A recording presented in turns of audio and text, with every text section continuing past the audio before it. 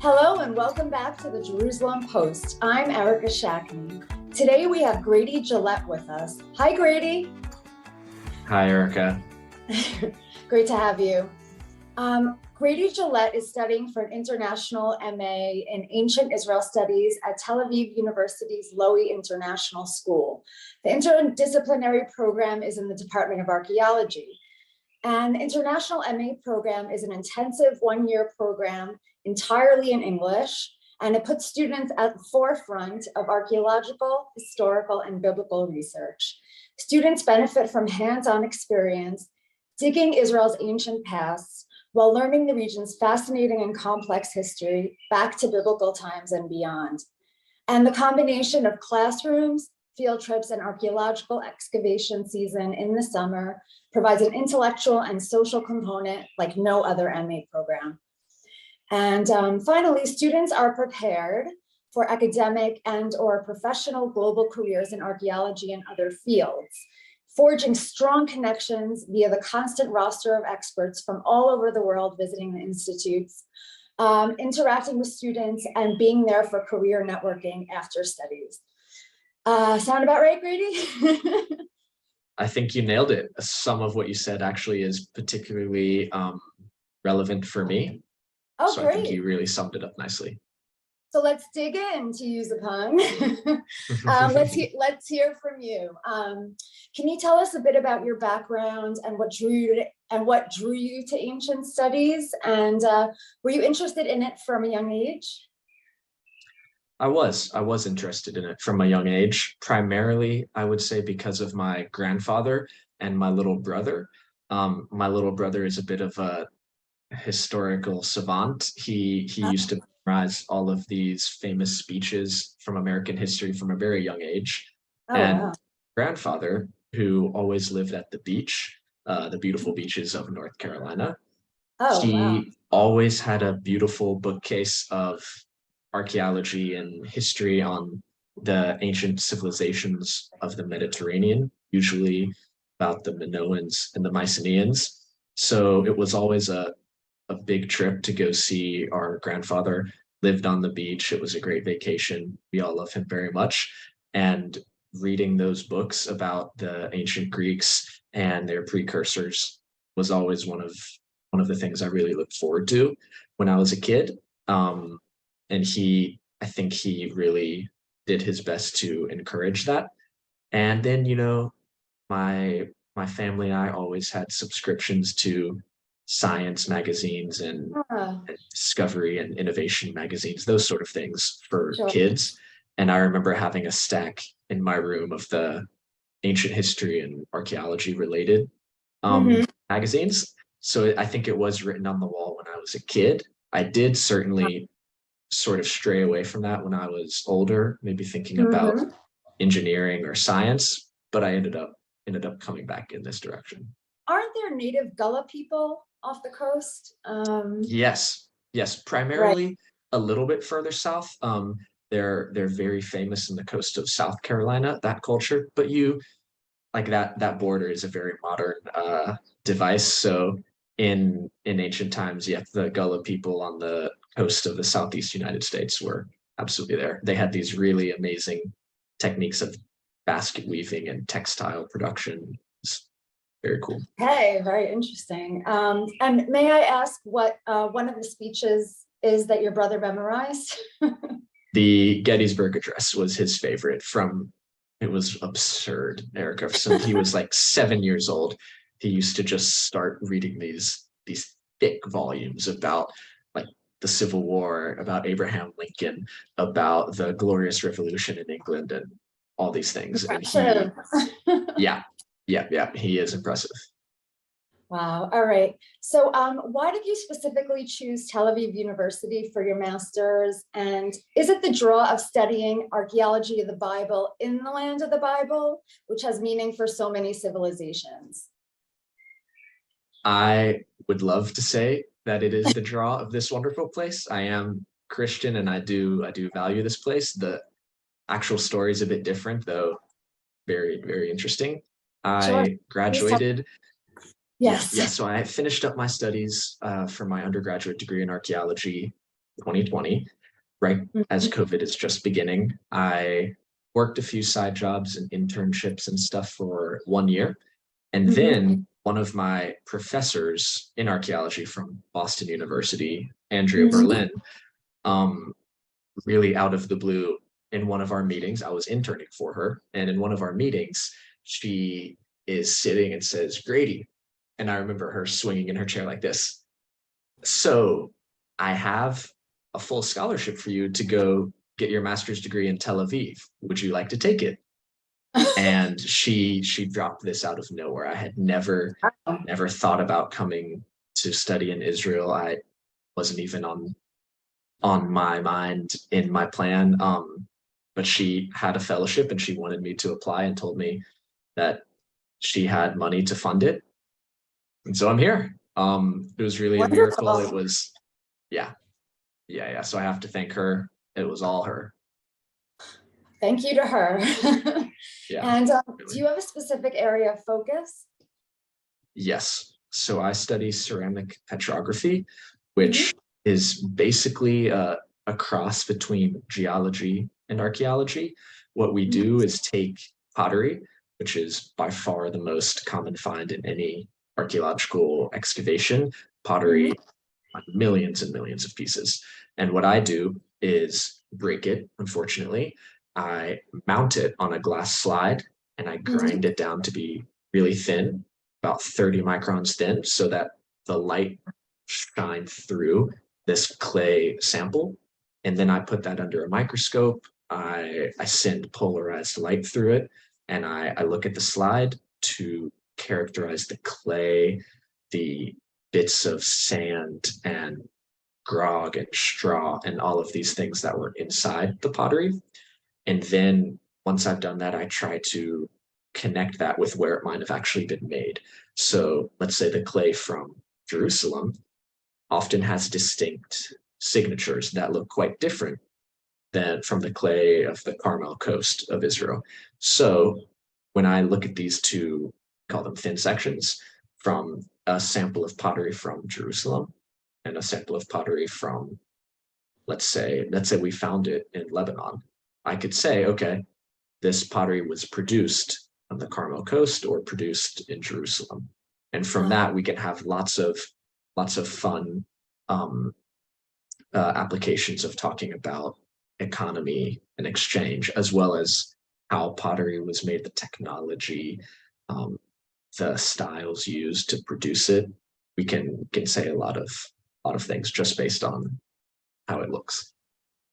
Fascinating. So a kind of ceramic signature. Yes. And is this work done in one of Tel Aviv University's high-tech labs?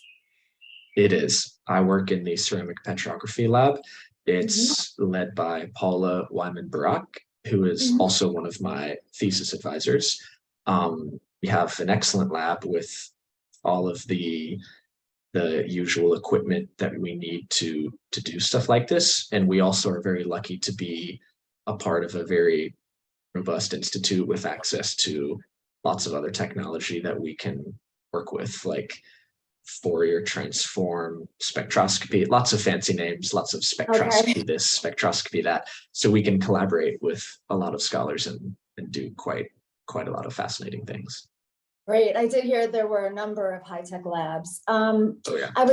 Yes.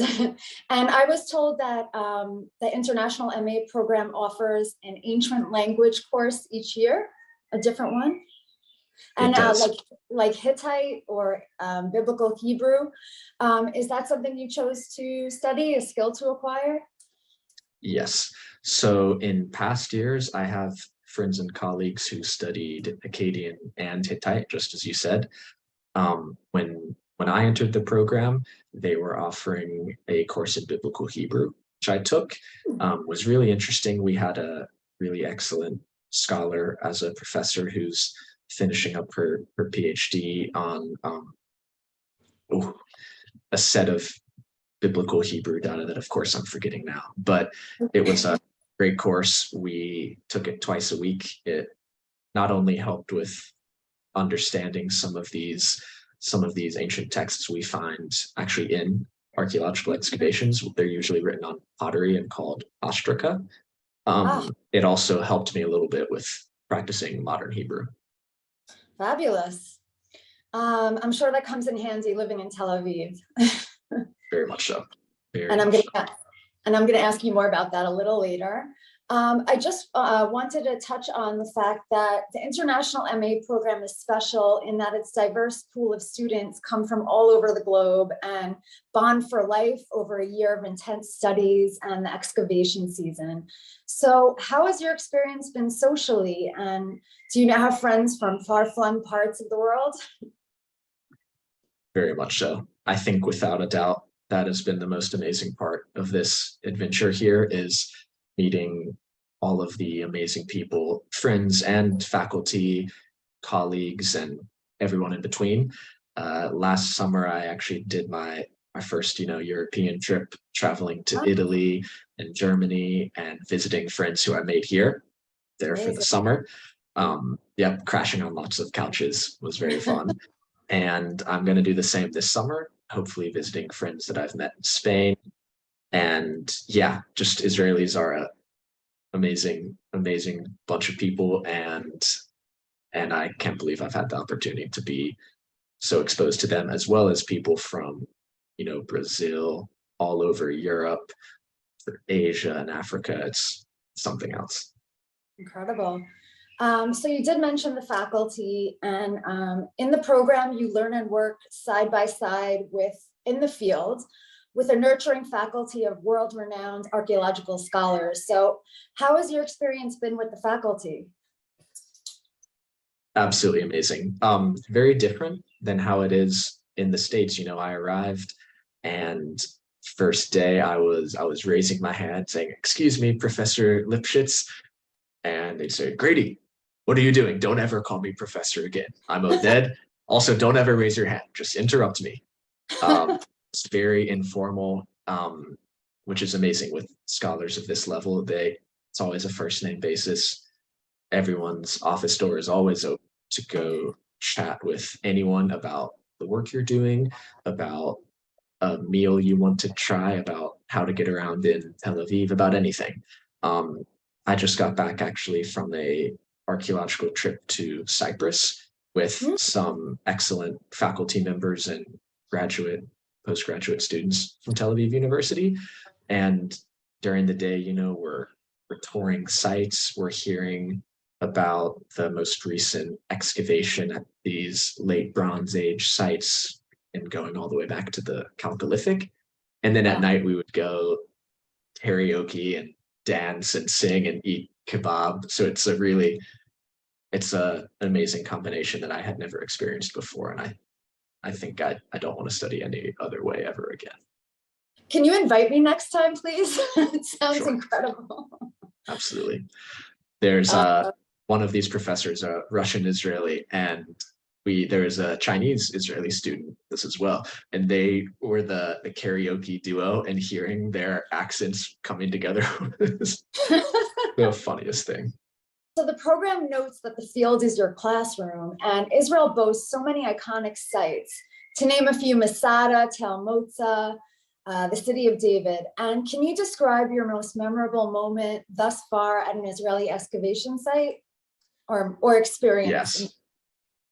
So I love this question. I excavated last summer actually as an assistant area supervisor at Tel Azeka on the Acropolis of the Tel, which had not been dug for almost a century. It was absolutely amazing. We found a corner of the Hellenistic fortress, this massive wall, like I want to say 1.5 meters wide, and we dug about 4 meters down and it was still going down. Just huge fortification wall. It was amazing. However, that's maybe the most glamorous and the best for the interview. I think my favorite was actually doing archaeological survey work in Timna. This was in the winter of 2022. I guess January, I suppose. And I was in the Timna Park, but outside of the typical area with a colleague of mine, Willie. We were trekking up this mountain and we find this rock shelter covered with flint tools and worked stone and all sorts of things just sort of lying abandoned on the edge of this hilltop. And we had absolutely no idea how old it was because, it's just lithic stone tools. They're sort of hard to date. I think it was probably many thousands of years old, and it was just lying there. And I think that was really impactful for me, just to see this little structure that might have been entirely forgotten by every human on Earth until we stumbled across it, and hopefully we'll include it in an upcoming publication. Wow, so it was just waiting for you to come along all these years. Yes, exactly. Can I ask, when you stumble or come upon on purpose, like the Hellenic site that you mentioned, do you find tools of other archaeologists that were there, let's say, a century before? So often, yes. If not the tools, certainly the traces of what they've done. So this was a bit of a methodological problem for us, because just as you say, there were archaeologists, British archaeologists, in maybe 1903 that excavated Tel Aviv, and then they backfilled it. And so we were finding mixed pottery, mixed assemblages from different times, and we knew, okay, no problem, this is mixed material because someone had already dug it before and then tossed everything back in and mixed it all up. However, as you go down, we're questioning, okay, have we dug past the level where Bliss and McAllister, these two British archaeologists, had before, or are we still going their trash? So that was one of our big issues, to pay close attention to the integrity of what we were finding. But often you can really see it. Maybe the soil is a totally different color than everything else, and you can see where someone dug a hole, searched around, and then threw all the dirt back in and mixed it up. So these traces of previous excavations are very common. Sometimes you even do it on purpose. In America, we sometimes leave a penny at the bottom of an excavation with the date, so people know, okay, this was disturbed in 2020. Time capsule. And maybe you discovered the equivalent of a 1903 fast food wrapper. Ooh, it would be cool. I think we often find like tin cans, stuff like that, which is very interesting in its own right. For sure. And my final question for you is, what does the future hold for you? Oof. I know. So as much as it pains me to admit, I think my time in Israel will come to a close probably by the end of this year. My goal is to work in professional archaeology for some time in the United States, to determine if I want to continue in academia and pursue the PhD, or if I want to take a step back, work, make some money, and use the diplomas I've already received. There's a lot of good jobs in America. It's a bit different than how the system works in Israel, but there are job opportunities, and it's perhaps not as stressful as academia. So, but it sounds like regardless, you put down roots for life in Israel through the Tel Aviv University program. 100%. It's entirely changed my life. I'm very much happier with who I am now after these almost 2 years here, and I 100% will not forget this place, and I will come back as frequently as I can. I'm glad to hear it. And you've been wonderful to talk to. Very interesting stories. So thank you so much for being here today, Grady. And in closing, I just would like to point out that Tel Aviv University's International MA program offers scholarships and welcomes new immigrants. And all program studies are 100% covered for Olim. And that is something I would have loved as a new Ola. So Grady, thanks again, and wishing you a great day. Thank you, Erica. I've really enjoyed it, and I hope you have a good one.